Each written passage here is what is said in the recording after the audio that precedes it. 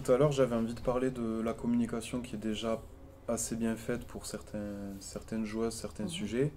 C'est dans Un blé engagé, par exemple, vous avez Coco Lindelof dans l'épisode 3 et je crois c'est Mélissande Laurens toujours dans le même épisode. Là, en fait, je fais exprès de donner les noms parce que tout à l'heure, Sylvain, il connaissait pas les ambassadrices, les joueuses où on voit que si on connaît pas forcément les podcasts, ben en fait, on sait pas qui c'est. Et en fait, il y a déjà des interviews intéressantes. Non, mais ça, je ne te pas. Ce que je veux dire, c'est que ce qu'il faut, c'est casser le plafond de verre et s'adresser aux gens qui s'intéressent pas au rugby, au sport en général. Oui. Et, Mais là, il y a des choses qui existent. C'est pour ça que je fais des petites dédicaces. Non, mais je suis d'accord. Et après, effectivement, plus ça passera sur France 2, plus les gens vont peut-être se retrouver sur YouTube à voir des interviews. Non, mais au-delà de ça, tu vois ce que je veux dire, pour approfondir ma pensée, c'est par exemple Frédéric Machilac, c'est devenu l'égérie d'un parfum, par exemple. En tout cas, la con. Du coup, les gens le connaissaient parce que c'était le mec de la pub de parfum, tu vois.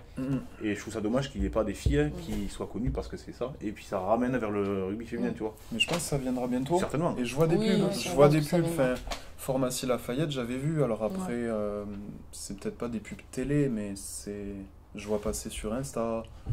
Oui, comme font les mecs pour Volvic, la GMF, ou les trucs comme ça. Mais de sponsoriser une équipe et d'avoir une égérie, ou des visages, c'est pas encore pareil. Tu vois, oui, ok. C'est ce que tu disais. Oui, c'est différent. Parce que là, si tu vas sur Instagram, tu peux voir qu'elles sont assez likées, qu'il y a quand même des gens qui les suivent. Oui, j'en doute pas, mais après, c'est les gens qui s'intéressent à ça. Ouais, c'est comme tu disais, le micro. On est entre deux. Le microcosme du rugby. Si demain, il y en a une, je sais pas. Je te prends un exemple, tu vois. Il y a Elodie Poublan, c'est une grande joueuse internationale de rugby féminin. Elle a joué pendant des années, ça a été une des meilleures. Si je te dis Elodie Poublan, il n'y a pas personne qui connaît. Je connais pas. Alors que c'est alors que pourtant, c'est une machine de guerre. Elle a je sais pas combien de sélections en équipe de France. Tu vois, et c'est une fille vraiment. Et puis, mais personne ne la connaît. Nous, on la connaît. Parce je l'ai vue dans un top 10 une fois, je crois. Voilà. J'ai lu un article, j'ai vu qu'elle était dans le top 10. Et pourtant, elle a joué pendant des années en équipe de France. Ça a été une des meilleures. Au-delà du rugby féminin français, est-ce qu'il y a une star internationale, comme il y a pu y avoir Jonah Lomu aujourd'hui, dans le rugby féminin? Ouais, qui pourrait porter. Il n'y a pas de personnalité comme ça qui ressort. Sarah Hunter, peut-être je sais pas, c'est juste que mais j'ai encore, vu. je pense que si tu sors du cadre rugby, vraiment, en France, les noms qui reviennent, c'est quoi? C'est Safi ou Marjo. Ouais. C'est les deux vraiment qui. Les porte-étendards. Ouais, il y a The Safi Blonde et Destroyer. Marjorie, Ça te... Pas du tout. C'est ça, ouais. Mais c'est marrant comme surnom. C'est... Déjà, elle joue au même poste. Aujourd'hui, vraiment, qu'on entend un peu parler en dehors du cadre du rugby féminin, et c'est Safi et Marjo. Ça peut venir.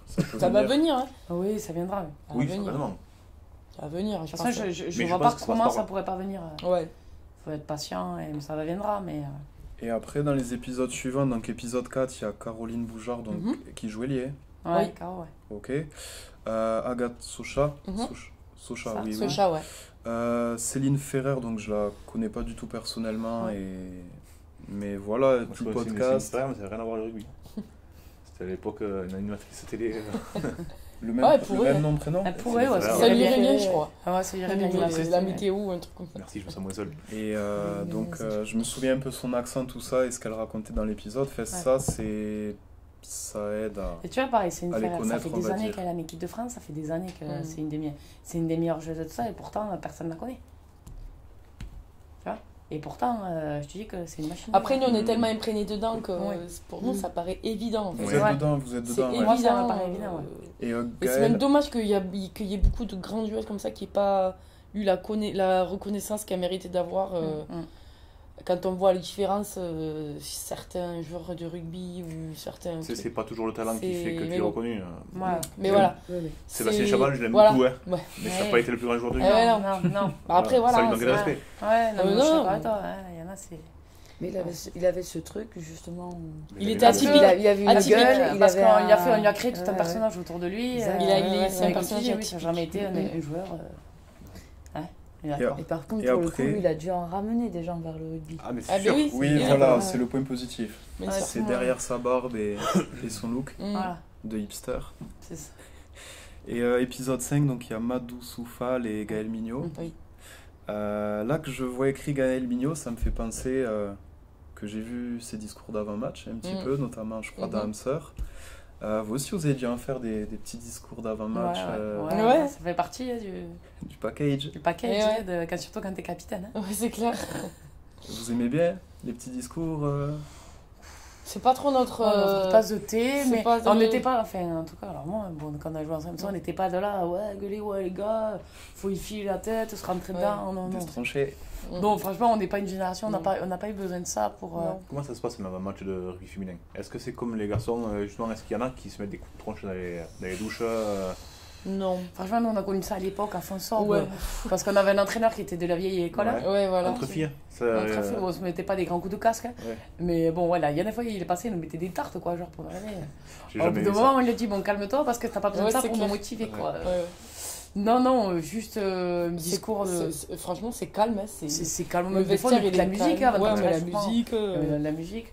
Non, c'est calme, c'est serein. De toute façon, tu sais ce que t'as à faire. Quand même, faut s'échauffer. On va s'échauffer. Pas besoin de ça pour t'as pas besoin de Il n'y a pas de présenter où. Non, ça pareil, c'est intense ça. Non, tu vois, en fait, franchement, t'es assez serein parce que tu sais ce que t'as à faire, tu t'entraînes toute la semaine pour ça en fait. Donc tu sais ce que t'as à faire. Après, oui, t'as envie, tu vois, de jouer, de rentrer sur le terrain, total que ça en fait.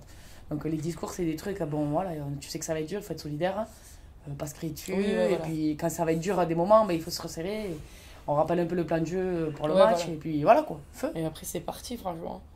Pas besoin de... Et après, c'est vrai que nous, on est plus... On était plus des capitaines d'exemples sur le terrain, plutôt que tu vois, vestiaire à gueuler. Et là, j'ai parlé de podcast où ça parlait que des filles, mais la cravate, j'aime bien le podcast La Cravate, il a invité quelques filles. Chez lui, il y a eu Marjorie Mayence, épisode 7, donc assez vite. Il y a eu Cécile Gray, donc je pense aussi que c'est intéressant de parler des journalistes qui sont là. Bien sûr, bien sûr. Alors, Cécile Gray, elle est plus là pour les garçons. Enfin, elle couvre les matchs des garçons, mais Inès Irigoyen, elle est là chez les filles. Et mais je elle crois le que fait avec le sourire. Cécile, elle a fait aussi quelques... Elle a couvert quelques... Quand c'était encore diffusé les matchs du championnat. C'est elle, oui, qui était à Tarbes. Je crois que c'est elle qui était là, qui couvrait du coup qui commentait les matchs, quoi, ou qui était en bord de terrain. Donc, elle est intéressée par les deux aspects du rugby, enfin, côté garçon et côté filles. Donc il y a eu Safi Ndiaye aussi chez La Cravate. Il y a eu Caroline Drouin, Caroline Thomas.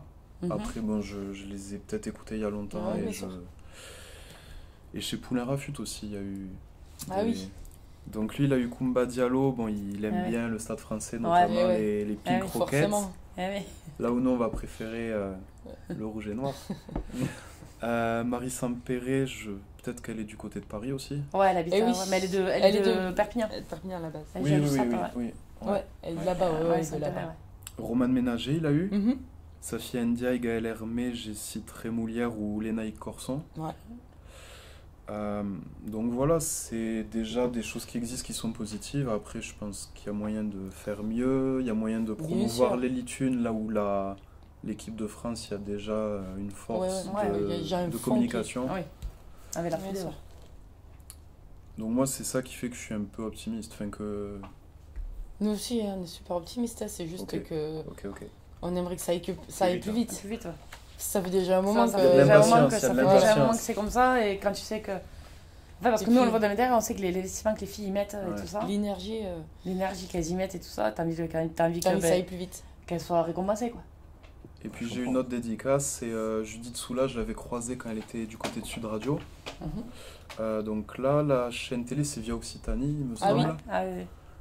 Et il y a eu une interview assez récente où elle a eu Gaël Hermé, c'était après la Coupe du Monde, il me semble. Et là, je découvre qu'il y a une journaliste du Midol, Manon Moreau, qui sûrement s'intéresse au rugby féminin. Donc il y a... Ouais, mais après nous aussi sur Montpellier, on a... alors c'est pas la dépêche du midi, c'est Midi Libre. Et pareil, on a une journaliste qui nous suit sur la saison, en fait. Et qui fait les articles sur Midi Libre et sur France 3 Montpellier pour nous concernant, quoi. Après, si tu as des gens qui s'intéressent au rugby féminin, ça manque pas. Il y en a plein. Oui. Il y en a plein. Mais ça reste toujours, c'est pas... On reste dans le petit milieu du petit truc, quoi. Ouais. Quoi. Ça a du mal à... C'est la petite sœur du grand, c'est pas Canal frère Plus, rugby masculin. Tu vois, c'est pas des Canal Plus ou c'est pas TF1, chose... tu vois, et puis TF1, historiquement parlant, c'est pas la chaîne du rugby, si tu veux. C'est pas, on est d'accord. Mais bon, et nous, encore une fois, on ne demande pas avoir plus de lumière que les garçons, mais ne serait-ce que déjà être à kiff-kiff et que déjà il y ait plus tous ces clichés et que ça soit reconnu. Oui, les clichés, c'est compliqué à faire tomber. Voilà, ouais. Mais franchement, ça a bien changé quand même les mentalités depuis.